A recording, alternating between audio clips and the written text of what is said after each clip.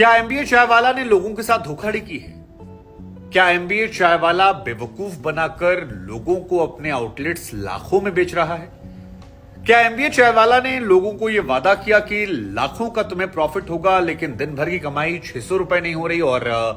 जिन्होंने भरोसा किया वो सड़क पर आ रहे हैं? क्या एमबीए चाय वाला की बढ़ती लोकप्रियता से कुछ लोग उनकी छवि को डेंट करने की कोशिश कर रहे हैं? क्या एमबीए चाय वाला का बिजनेस जो है वो घाटे का सौदा है? क्या एमबीए चाय वाला लोगों के पैसों पर महंगी महंगी गाड़ियां खरीद के अपने अपने परिवार वालों को ऐश करवा रहा है? दरअसल प्रफुल्ल बिल्लौरे जो एमबीए चाय वाला के नाम से मशहूर हैं, स्टार्टअप को लेकर मशहूर हैं, सोशल मीडिया पर बीते कुछ सालों में जिनका फैन बेस एकाएक बढ़ा है, उनके मोटिवेशनल वीडियोस या उनकी बातों को बहुत लोगों ने देखा समझा जाना, सोशल मीडिया पर खूब सारी तस्वीरें आई, अब कुछ समय से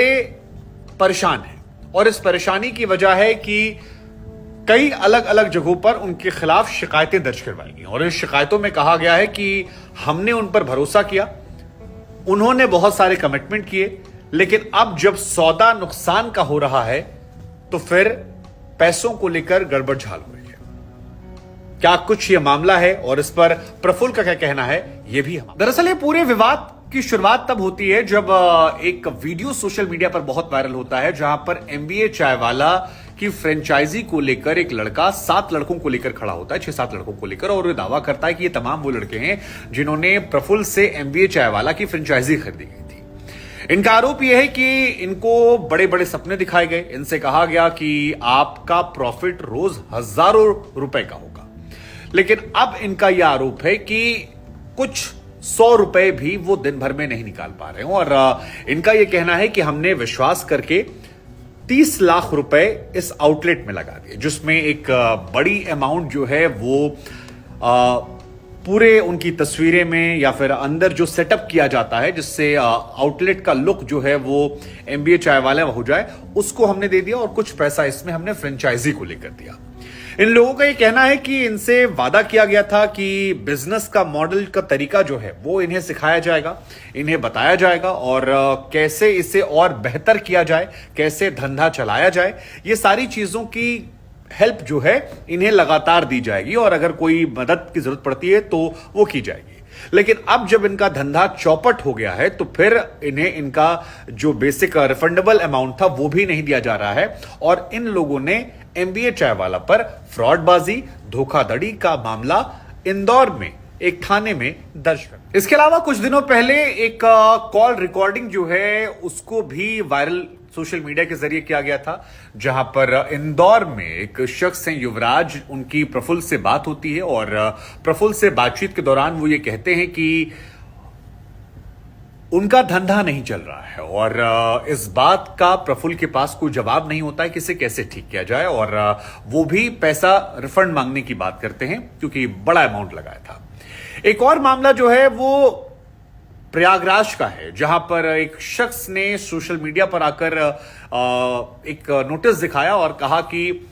प्रफुल्ल ने उनसे वादा किया था या प्रफुल्ल की टीम ने उनसे वादा किया था कि अगर धंधा नहीं चलेगा तो पैसे जो हैं वो रिफंड कर दिए जाएंगे। उन्होंने भरोसा किया, उनके साथ देश के तकरीबन 20-22 लोग जुड़े हैं जिन्होंने ऐसा, ये उस लड़के का दावा है, सिद्धार्थ शायद उनका नाम है, जो प्रयागराज के रहने वाले हैं। वो ये कह रहे हैं कि हमारे साथ जुड़े और सभी लोगों से ऐसे ही वादे किए गए थे, लेकिन जब हमारा धंधा नहीं चला और हमने शिकायत की तो फिर और सोशल मीडिया पर जब हमने बात रखनी शुरू करी तो हमें 1 करोड़ रुपए का मानहानि नोटिस जो है वो प्रफुल्ल की तरफ से दे दिया गया है। उनका यह कहना है कि इस मानहानि नोटिस से हम लोग डरने वाले नहीं हैं और हमने गाजियाबाद के एसीजीएम कोर्ट में जाकर इस बात की शिकायत की है और प्रफुल्ल के खिलाफ हमने कार्रवाई की मांग की है और ये एक संगठन एक तरीके से बना रहे हैं देश के अलग अलग कोनों में प्रफुल्ल के खिलाफ। ये बात तो रही एमबीए चाय वाला के ऊपर लगे आरोपों को लेकर, लेकिन एमबीए चाय वाला ने भी इसको लेकर रिएक्शन दिया। प्रफुल्ल ने इंडिया टुडे ग्रुप से बात की और यह कहा कि उनके कुछ आउटलेट्स को लेकर ऐसी परेशानियां आई हैं, कुछ लोग हैं जिनका बिजनेस जो है वो नहीं चल पा रहा है, उनको लेकर वो संवेदनशील हैं, उनको लेकर उन्हें दुख है, लेकिन प्रॉफिट और लॉस जो है वो मार्केट रिस्क के आधार पर होता है और कोई भी ये दावा नहीं कर सकता कि हम आपको प्रॉफिट दिला देंगे या आपका लॉस होगा तो हम आपको पैसे वापस कर देंगे। ऐसा कोई कमिटमेंट नहीं किया था। साथ ही वो ये भी आरोप लगाते हैं कि पैसा रिफंड करने की बात कभी नहीं कही गई थी। उन्होंने जो लोग अमाउंट बता रहे हैं वो थोड़ा बढ़ा चढ़ा कर बता रहे हैं, इतना अमाउंट नहीं था। अमाउंट जो था वो उस आउटलेट के डेकोरेशन को लेकर और बाकी सारी चीजों को लेकर था। साथ ही 5 साल तक एक तरह से कहें तो स्पेशल सपोर्ट देने के लिए वो एक मिनिमम अमाउंट लेते हैं और वो सब कुछ ऑनलाइन ट्रांजैक्शन का हिस्सा है, जिसमें कोई भी चीज ऐसी नहीं है जो लूट के लिए है। वो कह रहे हैं कि हमारे कई आउटलेट्स अभी भी अच्छे चल रहे हैं, कुछ आउटलेट्स में लोगों ने मेहनत नहीं की या 10 दिन में धंधा खड़ा नहीं होता है, धंधे में संयम मांगता है, कमिटमेंट मांगता है, कुछ लोगों के व्यक्तिगत कारणों के चलते नहीं चला। उनके लिए दुख है, लेकिन उनकी निजी छवि को जो हानि पहुंचाई जा रही है इसके खिलाफ वो भी कानूनी कार्रवाई करेंगे ताकि उनको नुकसान ना हो और उनका बिजनेस जो है वो खराब ना हो, आगे लोग उनके धंधे को लेकर सवाल जवाब ना कर पाए। ये प्रफुल्ल की तरफ से स्टेटमेंट। खैर, प्रफुल्ल के स्टेटमेंट और लोगों की शिकायतों के बीच में एक बात तो स्पष्ट है कि जिस तरह से पॉजिटिव पब्लिसिटी जो है वो लोगों के दिमाग में एक परसेप्शन बनाती है, ऐसे ही कई बार नेगेटिव पब्लिसिटी जो है वो भी दिमाग में एक धारणा बना देती है। अब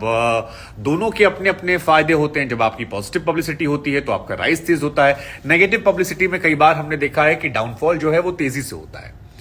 आपको क्या लगता है कि एमबीए चायवाला यानी प्रफुल्ल बिल्लौरे की तरफ से जो बातें कही गई, जो कहा गया कि उनका काम तो सर्विस प्रोवाइड करने का है, उनके नाम के आउटलेट्स जो हैं उसमें जो सामान वो देते हैं उसके पैसे चार्ज करते हैं, थोड़े से कस्टमर सपोर्ट को लेकर चार्ज करते हैं, वो जस्टिफाइड है या उन पर उनकी छवि को बदनाम करने की कोशिश की जा रही है क्योंकि कुछ आउटलेट्स नहीं चले? हालांकि ये भी सच है कि धंधा पानी हर इलाके का अलग अलग होता है, हर इलाके की डिमांड अलग होती है। या फिर वो जो तमाम लोग हैं, जो चाहे इलाहाबाद वाला लड़का हो जो कह रहा है कि 1 करोड़ के मानहानि का नोटिस दिया गया है, या इंदौर में वो 6-7 लोग जो हैं जो कह रहे हैं कि हमारा आउटलेट नहीं चला और हमसे कहा गया था कि आपको 10,000 का प्रॉफिट होगा लेकिन हम 6,000 रुपए नहीं कमा पा रहे हैं, अब हम अपने माँ बाप को मुंह कैसे दिखाएं? हमने 30-35 लाख रुपए प्रफुल्ल के नाम पर लगा दिए, उनके बिजनेस को देकर लगा दिए, अब हम कहां पर जाएं? तो हमें लगा हम आपसे पूछते हैं इस पूरी खबर को बताने के बाद कि इस पर आपकी सोच क्या है, आप क्या रिएक्शन इस पर दे रहे हैं और आपको क्या लग रहा है, कौन सही है कौन गलत है, जरा कमेंट करें।